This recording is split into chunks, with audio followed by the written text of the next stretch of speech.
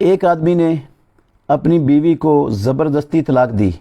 پھر 1 سال بعد دوسری طلاق دی، اب عدت کے برابر وقت گزر گیا ہے، نہ رجوع کیا ہے نہ تیسری طلاق دی، عدت کا کیا حکم ہے؟ بھئی ایک آدمی نے اپنی بیوی کو زبردستی طلاق دی،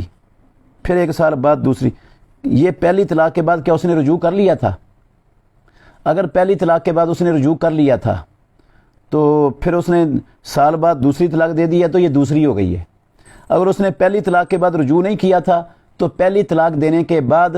تیسرا مینسز ختم ہونے سے وہ عورت آزاد ہو چکی تھی، اب یہ اس نے سال بعد جو بک بک کی ہے اس کی کوئی حیثیت نہیں ہے، وہ مکمل طور پر اس کے عقد سے آزاد ہو چکی تھی، اس کا دوسری جگہ پر نکاح ہو سکتا تھا۔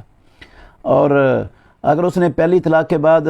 رجوع کر لیا تھا، پھر سال بعد دوسری طلاق دی ہے، اور دوسری طلاق کے بعد بھی اگر 3 حیض ختم ہو چکے ہیں تو وہ عورت آزاد ہے، اس کا دوسری جگہ پر نکاح ہو سکتا ہے۔ یہ جو تصور ہے نا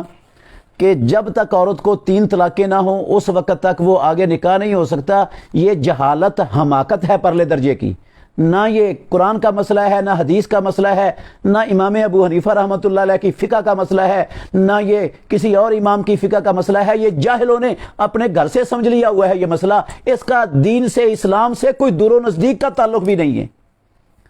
ایک طلاق ہوتی ہے اسلام میں، اس کے بعد 3 حیض عدت ہوتی ہے، عدت کے اندر رجوع ہو سکتا ہے، اور عدت گزر جائے تو اسی ایک طلاق سے عورت مکمل آزاد ہو جاتی ہے اور اس کا دوسری جگہ پر نکاح ہو سکتا ہے۔ اور اگر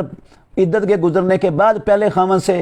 صلح کی نوبت آئے تو پہلے خامن سے بھی دوبارہ نیا نکاح ہو سکتا ہے۔ یہ زندگی میں 2 مرتبہ کر سکتا ہے خامد اپنی بیوی کے ساتھ ایسا رویہ، 2 مرتبہ اگر ایسا کر کے صلح کر چکا ہے طلاق دینے کے بعد، پھر زندگی میں کسی موڑ پر طلاق کا لفظ بولا ہے تو وہ تیسری اور حتمی اور آخری طلاق ہے، پھر وہ عورت اس پر حرام ہو گئی ہے، پھر صلح نہیں ہو سکتی۔